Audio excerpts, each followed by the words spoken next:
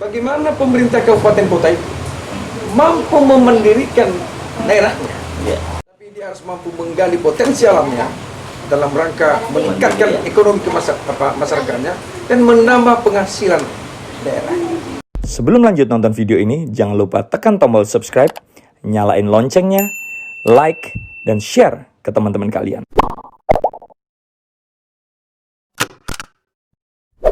Oke, salam jumpa sahabat delegasi dimanapun Anda berada. Pada hari ini kita bertamu di Pondok Konstitusi di kediaman Dr. Ali Yusrangea, politikus muda dari Sumatera Utara. Beliau aktif dalam kancah kegiatan praktisi hukum dan dia juga aktivis dari sebuah partai politik, Partai Golkar Sumatera Utara. Selamat jumpa, Bang Gea. Selamat malam. Selamat malam. Ariansa, Ketua Partai Garuda. Wis. Jadi gimana? Bang Gea, kita dari media delegasi sangat tertarik dengan apa yang menjadi program yang Bang Gea laksanakan dalam berbagai aktivitas, khususnya di Kota Medan dan Sumatera Utara pada umumnya. Kami melihat bahwa usaha dari Bang Gea muda sampai saat ini masih tetap eksis dalam berbagai kegiatan kemasyarakatan. Hari ini apa saja kegiatan Bang Gea? Ya. Dari pagi sampai sore. Ya. Karena kita lihat banyak kali tamu Bang Gea ini. Iya. Oke, silakan Bang. Oh, ya, terima kasih Bang Ardiansa. Sebenarnya ini pertanyaan yang cukup bagus. Sebenarnya Bang Ardiansa ini sudah ulang tahun berkawan ya. Jadi saat hari ini juga saya di sini di Pondok Konstitusi. Pondok Konstitusi ini sebenarnya adalah tempat dan atau alat silaturahim baik teman-teman politik dan maupun teman-teman hukum. Ya. Jadi sejak pagi itu kita layani teman-teman diskusi hukum, diskusi politik, apa saja sepanjang ruang politik dan hukum. Dan tujuannya adalah bagaimana bisa provinsi kita ini bisa bermanfaat bagi sesama teman, bangsa. Sebagai seorang putra Nias yang merantau ke Medan, yang meniti karir S1, S2, sekarang sudah S3, menyandang gelar doktor. Jarang-jarang orang Nias. Tapi salah satunya Bung Gea yang kami lihat. Asal kampung dari mana sebenarnya? Kok bisa sampai ke Medan gitu? Dulu sebelum pemekaran Nias, tapi setelah pemekaran kampung asli saya itu Nias Utara ya. Nias Utara. Desa Sawo namanya. Desa Sawo. Dulu Kecamatan Temberwa, saat ini Kecamatan Sawo. Jadi sejarahnya panjang, Bang Ariansa. Sejak 91 saya sudah keluar dari Pulau Nias itu. 91. Saya macam-macam yang saya inginkan. Pernah calon polisi, Oh iya. calon tentara, tapi Tuhan tidak menghendaki kita di situ. Lalu saya merantau di Medan ini, banyaklah usaha-usaha ketika apa saja saya lakukan. Kemudian pada akhirnya memang saya ambil dekat ya untuk bisa saya memiliki modal-modal ilmu pada masa sekolah ya. Kuliah yang apa namanya ya karena kemauan Ya. karena apapun ceritanya kalau tidak ada kemauan tidak akan bisa berhasil. Sekolah saya di satu saya di hukumnya di Pancabudi, lalu saya lanjutkan ke ISU S2. lalu saya ambil S3 di USU. dalam proses S3 itu saya sekolah S2 lagi. Oh iya. MH di Pancabudi juga. Saya ambil konsentrasi pidana. Iya. Maka itulah perjalanan pendidikan. Tetapi semuanya itu adalah karena kemauan. Iya. Dan saya juga memang hobi dunia politik.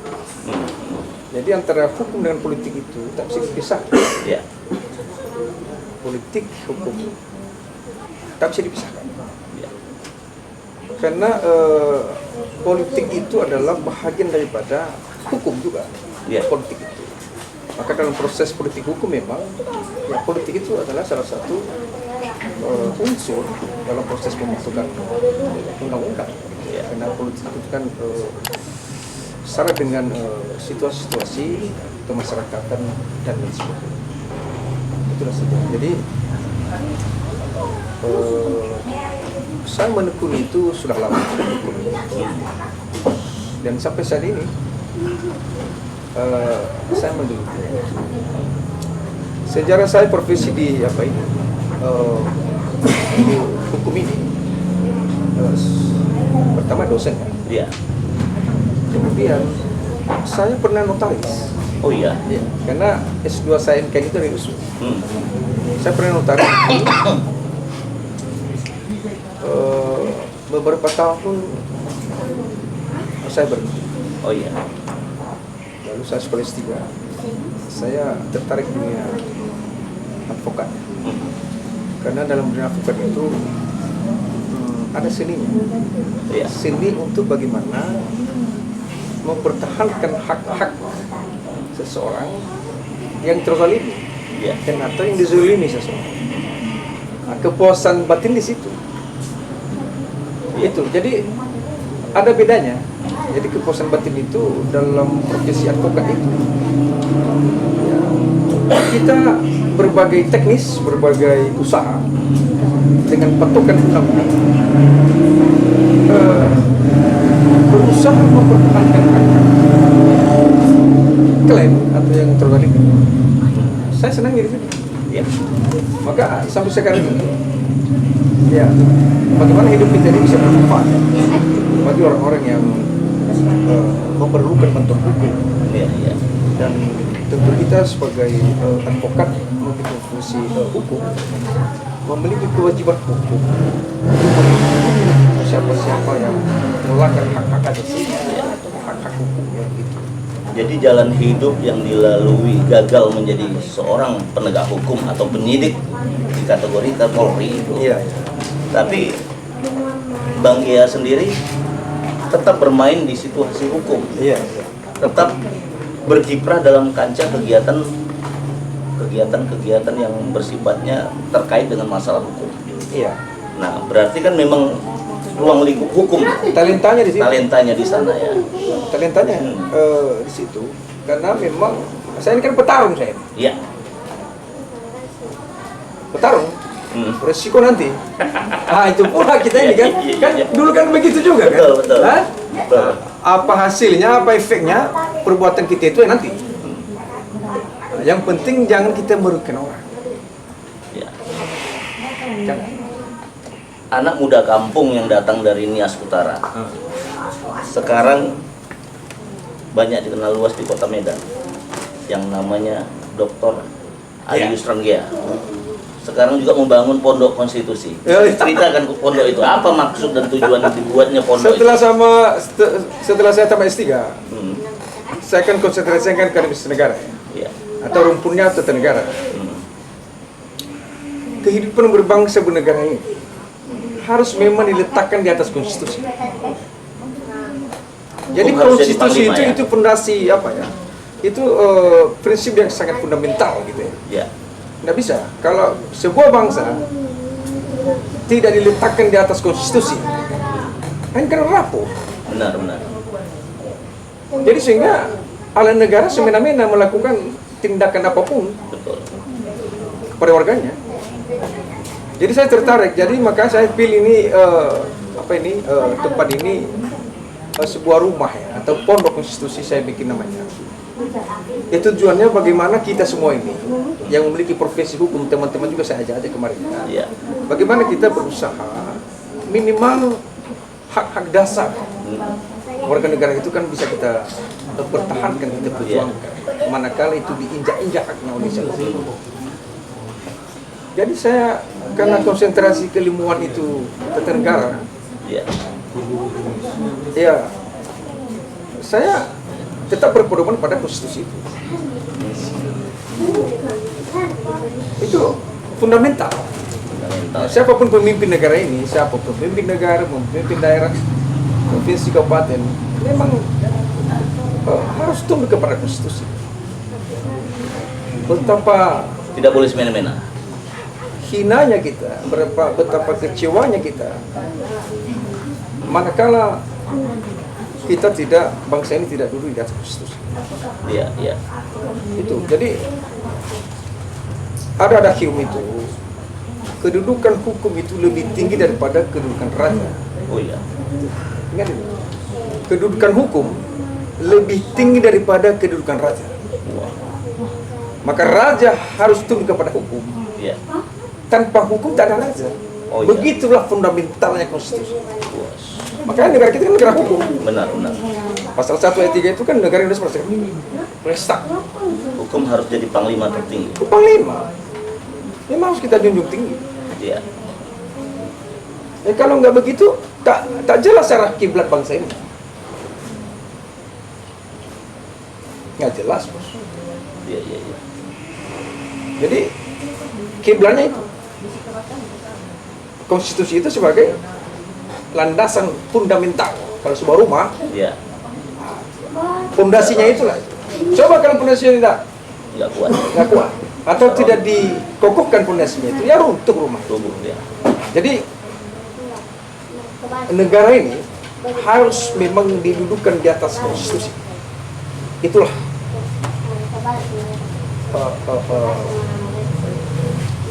prinsip fundamental. Prinsipnya.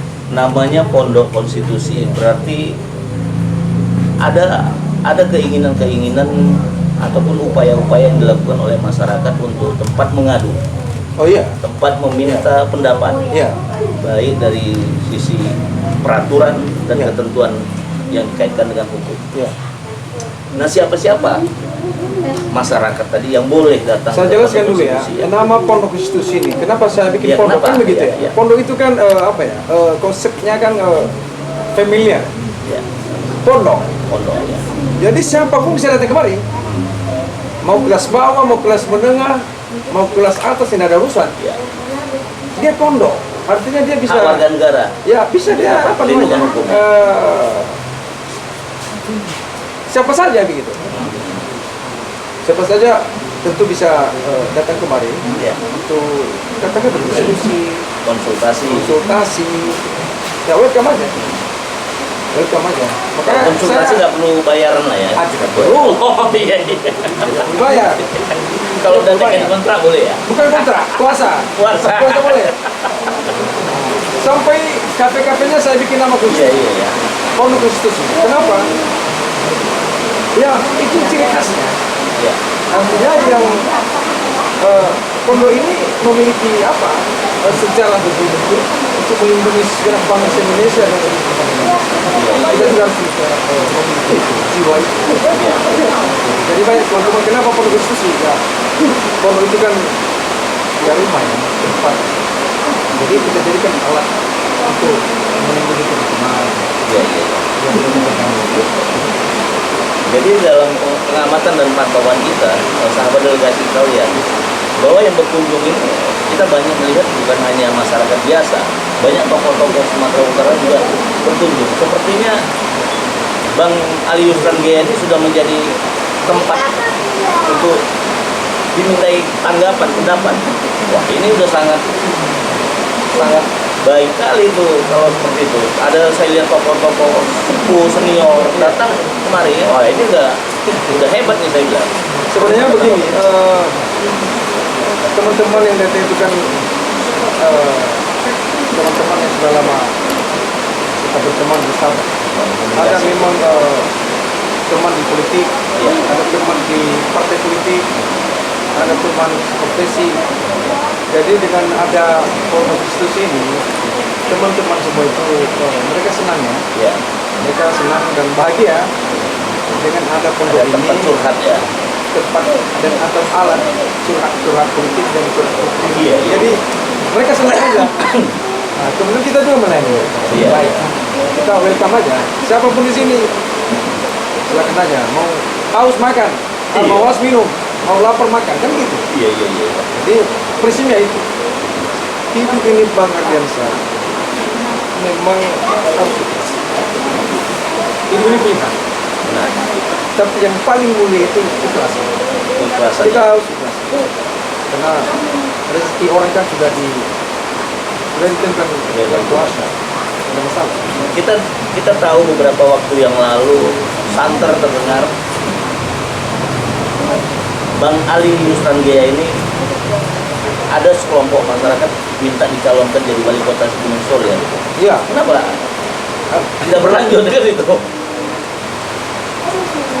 Ini kan politik ini kan bukan hanya seninya, tapi kan semua kan memerlukan kos politik, kapital. Jadi banyak yang teman-teman menyampaikan itu.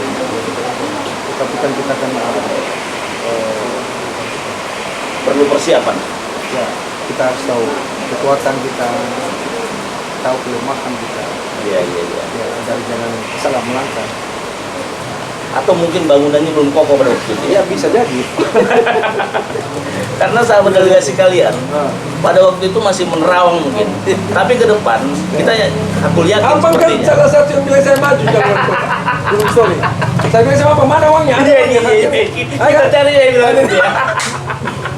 Aku kan bilang sama abang kan. Iya, iya. Ada uang. Nah, jadi kenapa ya? Karena demokrasi kita saat ini tidak seperti demokrasi yang negara-negara maju. Iya, iya. Karena negara maju itu tidak pada haluan kos ya. Tapi mereka menentukan pilihannya atau mendukung calon-calon kepada negara maju itu karena memang kualitas. Iya, iya. Di kita saat ini kan tidak begitu. Ya, apalagi kabupaten kota ya yang agak-agak jauh dari kota besar. Orientasinya bukan kualitasnya. Iya. Maaf ya, tanda petik ya. Iya. Nah, itu kualitas nomor belakangan. Apa calon ini siap? Bukan siap kualitasnya, Iya. siap dananya, kan gitu. Iya, iya. Nah, jadi kita terbatas oleh itu dan terganggu. Bukan hanya terbatas, terganggu karena masyarakat tidak melihat itu sosok calon itu dari aspek-aspek kemampuan intelektual, Iya, iya. tapi lebih kepada kepada tos. Oke. Jadi Kalau kita lihat bahwa Nias itu Kepulauan Nias Kepulauan sudah ada 5 kabupaten kota 4 kabupaten dan 1 kota. 1 kota. Dan beberapa tahun yang lalu sudah pernah diusulkan Iya. menjadi sebuah provinsi. Apa pandangan Pak Doktor? Begini. Yusran? Tujuan pemekaran itu sesungguhnya adalah untuk membangkitkan ekonomi rakyat, Ya, untuk memudahkan pelayanan, ya, untuk menghindari perbuatan-perbuatan sisilah ya, dalam menjalankan pemerintahan. Tapi jangan salah, itu 4 kabupaten, 1 kota. ya, Kami masyarakatnya sangat bersyukur sekali. ya, Kenapa? Karena ini kan bagian otonom. ya, Jadi kalau bicara konsep otonom, ya, otonom itu kan otonom. ya, Otonom itu kemandirian. Jadi pemerintah pusat memberikan otonomi daerah kepada kabupaten kota, ya, sesungguhnya adalah bagaimana pemerintah kabupaten kota itu mampu memendirikan daerahnya. ya, Ini persepsi harus bupati wali kota harus tahu ini. ya, Banyak kan bupati wali kota tidak memahami secara mendalam tentang prinsip-prinsip otonomi. Prinsip otonomi. Jadi di era otonomi bupati, wali kota, karena letak otonomi itu di kabupaten kota, Kabupaten kota. bukan di provinsi. Benar. Provinsi itu kan Perwakilan pusat. yang perpanjangan pemerintah pusat, dan di sana ada dekonsentrasi, di sana ada pelimpahan kewenangan di sana. Iya. Tapi kalau di kabupaten kota penyerahan kewenangan, beda ya. Oh iya. Ada pelimpahan, ada penyerahan. Kalau di provinsi pelimpahan kewenangan. Kalau kabupaten kota penyerahan kewenangan. Jadi letak otonomi itu di kabupaten kota. Iya, iya. Maka dengan asas otonomi itu seharusnya bupati wali kota harus bisa menciptakan kemandirian daerahnya. Iya, iya. Dengan apa? Harus mampu dia menggali potensi daerah. Harus mampu dia memberdayakan sumber daya manusianya. Itu yang utama itu. Iya, iya. Jadi beban politik kepada daerah bukan gampang. Bukan tugasnya hanya berat sebenarnya. dia mendraft APBD atau menghabiskan anggaran. Bukan itu sebenarnya. Jadi hakikat otonomi itu bagaimana bupati, wali kota di kabupaten kota itu mampu mendirikan daerahnya dengan menggali potensi daerahnya, dengan juga memberdayakan sumber daya manusia. Mampu nggak ini? Iya, iya. Oh, ini bukan mudah sebenarnya di bupati itu atau wali kota.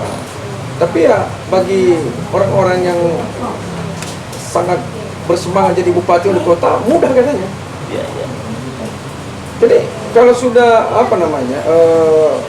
memandirikan daerah itu atau kemandirian itu kan tidak menggantungkan harapannya kepada siapapun, kan gitu ya? Iya, iya. Namanya mandiri. Jadi kembali ke provinsi, kita sangat mendukung itu. Pastilah saya sebagai putra Nias ya, Iya. tentu saya mendukung pemekaran provinsi itu karena biar lebih mudah untuk menjalankan sistem pemerintahan. Iya, iya. Jadi provinsi itu kan dekat dengan. Kabupaten kota. Tapi prinsip tadi itu, otonomi itu bukan berada pada provinsi. Ini catat deh. Iya, iya. Kewenangan. Jadi otonomi daerah itu nggak bukan di provinsi. Tapi letak otonomi daerah itu adalah di kabupaten. Maka setiap bupati, setiap wali kota harus mampu memahami secara mendalam itu makna-makna otonomi daerah. Ya, harus mampu. Bagaimana itu daerahnya bisa dia ciptakan usaha-usaha atau lahan-lahan yang bisa menghidupkan atau sebagai mata pencarian daripada warganya. Bukan mudah, Bang Aryo, jadi bupati atau wali kota itu. Dia harus bisa memahami itu. Kalau dia paham itu tak bisa jalan otonomi itu. Banyak kan daerah kabupaten kota kan yang ya tidak siap untuk itu ya. Jadi tugas bupati wali kota itu bukan hanya sekedar merancang APBD, APBD, tapi dia harus mampu menggali potensi alamnya dalam rangka meningkatkan ekonomi masyarakatnya dan menambah penghasilan daerah. Banyak kan daerah PAD kabupaten kota yang tidak sesuai dengan keadaan yang diharapkan. Itu prinsipnya pemekaran provinsi Nias itu kita sangat mendukung. Maka tentu teman-teman kita bupati wali kota atau para politisi, para tokoh-tokoh ada di sana itu memang harus siap menyambut pemekaran provinsi Nias itu, baik siap dalam rangka menggali potensi daerahnya maupun meningkatkan sumber daya manusianya dalam rangka menggali potensi. Jadi kita otonomi itu bukan apa ya? Otonomi itu jangan ditafsirkan membatasi pihak lain, tidak begitu ya. Kalau memang contohnya satu daerah itu tidak ada yang mampu untuk melakukan sesuatu dalam rangka, kan bisa kita bantu dengan pihak kan bisa. Oke Bang, kita udah dengar bahwa saat ini pemerintah belum mencabut moratorium pemekaran provinsi maupun kabupaten kota. Tapi gaung dan semangatnya itu sepertinya saat ini masih terus menggelora di beberapa kabupaten kota yang sudah juga menginginkan terbentuknya provinsi Pemekaran. Nah, kita berharap ke depan ini mungkin moratorium itu terbuka. Ya begini, bukan hanya provinsi Nias, Ya. Tapanuli, ada lagi yang lain itu. Ya. Sesungguhnya itu kan apa ya? Tuntutan mulia. Kemudian ya. Filosofinya itu. Ya. Itu kan keinginan yang mulia. Bagaimana Mendekatkan masyarakat- pemerintah dengan masyarakatnya. Jadi saat ini kan bolanya di pemerintah pusat. Ya. Semoga masa Pak Jokowi ini pemekaran provinsi beberapa wilayah itu bisa terwujud. Terwujud ya. Karena saya kembali ke filosofinya tadi, filosofinya itu kan pelayanan, Pelayanan. mulia. Iya. Tapi ya itu kan nanti dalam perjalanan ini kan tergantung siapa yang memimpin, siapa nakodanya kan itu. Iya, iya. Tapi prinsipnya itu prinsip mulia. Prinsip mulia. Meningkatkan kesejahteraan, melayani pelayanan publik. Maka di era otonomi ini memang sangat naif ya kalau ada penyelenggara negara, penyelenggara pemerintahan daerah itu mempersulit masyarakatnya dan sebagainya. Itu sudah bukan bagian daripada itu. Bukan bagian dari Karena otonomi itu mendekatkan diri kepada mendekatkan diri ya. bagaimana pemimpin itu bisa merakyat, bagaimana pemimpin itu bisa dekat dengan kita. Itu. Oke, yang kita ketahui belakangan ini kita dengar dan kita sudah ketahui bahwa Pak Gea aktif di partai politik. Ya. Salah satu pengurus DPD Golkar Sumatera Oh Utara. iya. Apakah ini bertujuan menghadapi otonomi daerah yang lebih luas lagi nantinya ke depan atau mempersiapkan diri menghadapi pemilu 2024? Begini. Saya sekarang di Partai Golkar ya. Oh, iya. Di tingkat 1 Provinsi Sumatera Utara ya. Ketuanya kan Bang Ijo. Pak Wakil Gubernur. Saat ini menjabat sebagai wakil gubernur. Ya. Tentu saya diberikan kesempatan mengabdi salah seorang wakil ketua pemilu, khususnya wilayah Kepulauan Riau. Iya.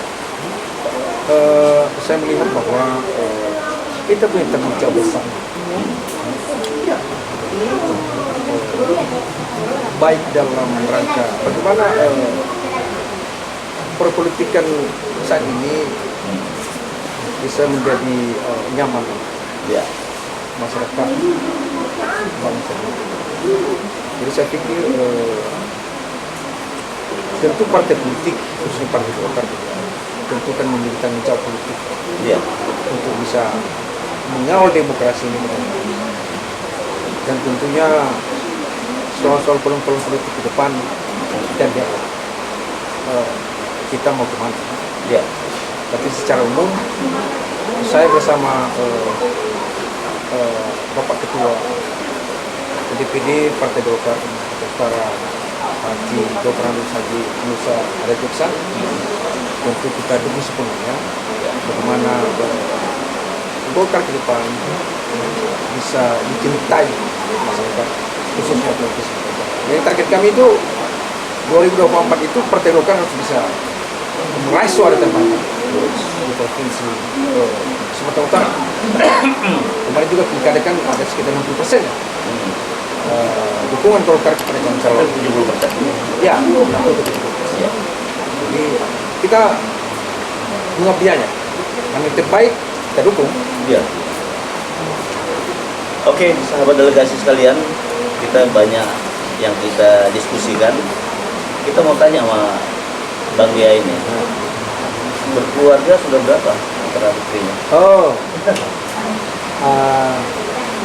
anak dua sepasang. Sepasang Yang ya? pertama perempuan, Oh iya. sedang Sudah dewasa? di Fakultas Hukum Fakultas Hukum juga. di USU, Ya. semester 5. Yang kedua laki-laki. Laki-laki. Nama yang pertama Anissa Aligea. Anissa Aligea, Yang kedua laki-laki Muhammad Yasin Tanjung. Muhammad Yasin, Sedang juga studi hukum kuliah. di Universitas Gandaria. Itu jejak bapak lah ini ya. Istri satu. Oh, istri satu. Alhamdulillah. Jangan pula. Jangan ditambah, enggak boleh. Iya. Haram hukumnya. Iya. Kalau abang berapa udah? Ya, Kalau abang berapa? istri satu Pak. Iya. Satu di Medan, satu Jakarta. Oke, sahabat delegasi sekalian, kita bersyukur sahabat muda kita ini sangat kreatif, energik, tokoh Nias yang sekarang berkiprah di Sumatera Utara.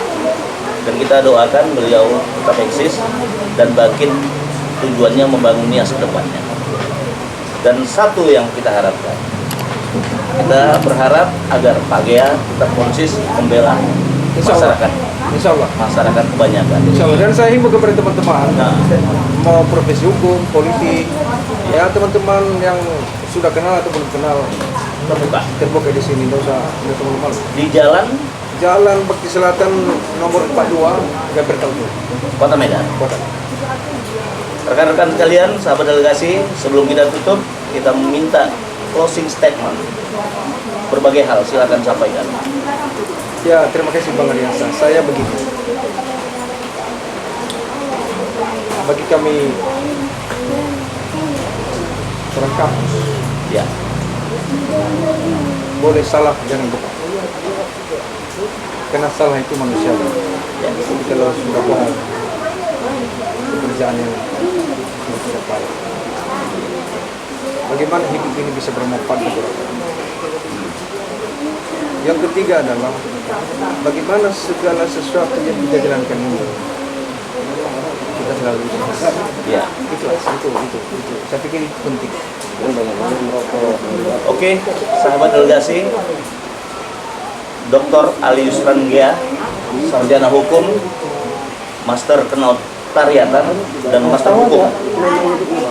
Beliau banyak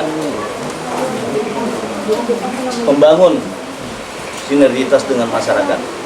Kita berharap tujuan mulia ini dapat terus dikembangkan, dapat terus ditingkatkan sehingga masyarakat banyak terbantu dari sisi hukum. Dan kami berharap hubungan kita ini tetap terjalin. Dan kita kan Media delegasi, ulang tahun kita.